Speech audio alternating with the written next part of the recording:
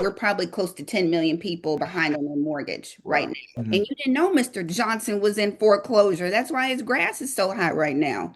And foreclosure.com can help you. You get on Hey. foreclosure.com and start filtering by REO properties. So how do you personally use foreclosure.com to help you find these deals before they hit the auction block? So, me personally, I have my hand probably in every single aspect of foreclosure, all three phases: pre foreclosure, auction, and REO, all the Mhm. phases. So, foreclosure.com will help me find like upcoming pre foreclosures Yeah. or auction properties. I can find those when they go back to the bank. It helps me find bank owned properties because I market and reach out and help Mm. other investors find pre foreclosure properties. Those are really like in demand because people Yeah. don't know where to find those. And Mhm. foreclosure.com will filter it by like the city, the state, if they're in pre foreclosure, Mhm. when their auction date is scheduled. And it just helps me in I work a couple different counties so I can, search by the county that I'm interested in. I also have like a community, and I know I tell them to look in their own community. That's the first thing I tell people to do. Look in your own, maybe put in your zip code. Mhm. And you didn't know Mr. Johnson was in foreclosure. That's why his grass is so hot right now. And foreclosure.com can help you, Yeah. figure out who's in foreclosure in your neighborhood and everything. So You see it if your helps. neighbor's in foreclosure. Yeah, that's definitely part of it. Yeah. And maybe you can reach out and help them or new investors. It's really hard. Like again, auctions, it's very hush hush, very, if you don't know when they are, where they are, Mhm. you might not know about them. Mhm. So this can absolutely open the door to at least find properties, start looking at properties, send them to your team to do the due diligence for you, Yeah. but definitely the starting point to Yeah. help find properties.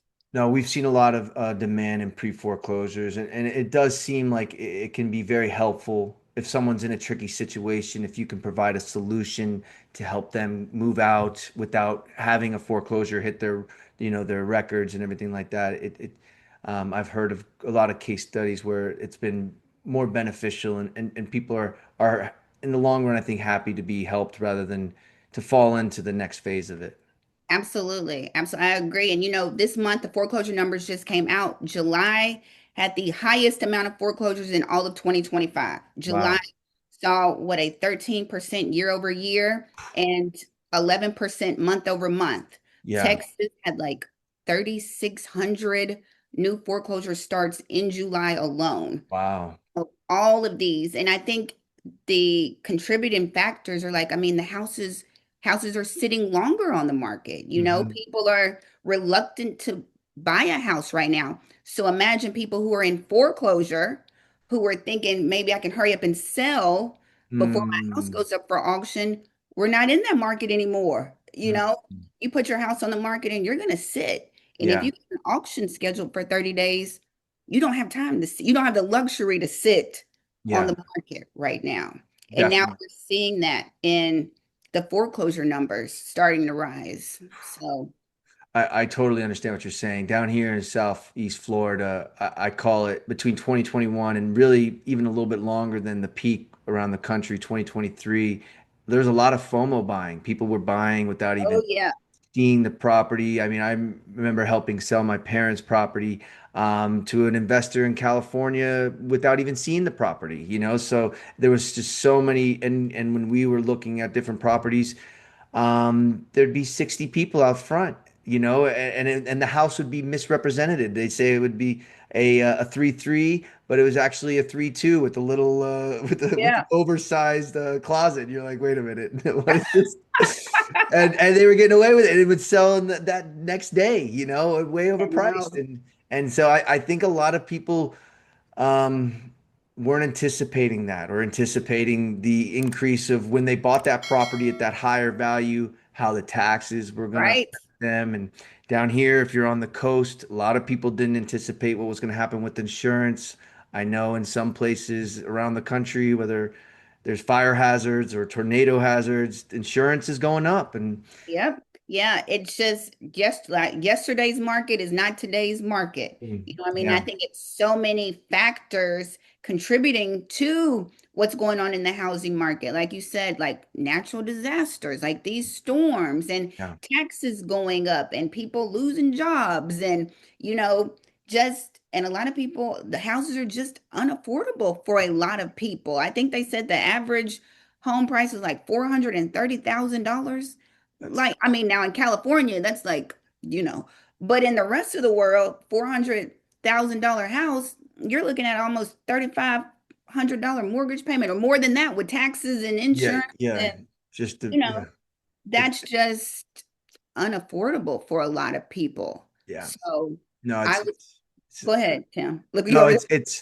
I'm agreeing with you. It seems like, and I talk to people around the country, and just seems like there's people who are in like a almost at a boiling point, right? They're Yeah. like, the prices have just so much, and even, on the rental sides, right? Because a lot of Yeah. these investors bought and they're pricing, and the rents are going increasing. So it's going to be interesting. I mean, and you just mentioned the trends as far as what's going on in the foreclosures. I'm curious to see what your since you're so involved with the auction market and just foreclosures in general, what do you think's going to happen, the rest of this year? Do you I mean, I know we don't No, have a I crystal know. ball, but I'm curious. And I know my thoughts, and it comes from working on this side, like behind the veil, basically with trustees and attorneys.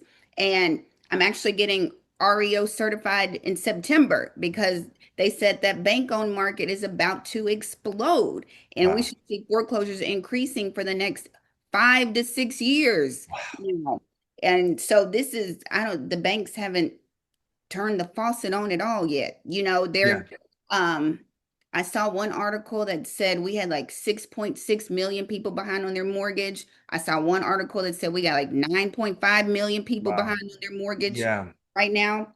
I'm in that camp of we're probably close to 10 million people behind on their mortgage right Wow. now. Yeah. And, you know, they said again, I'm going to go ahead and get certified as an REO agent here next month because all the banks are gearing up. Notices have started doubling. Texas, Maryland, Florida, all these filings are starting. I mean, we haven't foreclosed on people since COVID. You know Yeah. what I mean? We had a moratorium. We Hmm. had millions of people in foreclosure when COVID hit.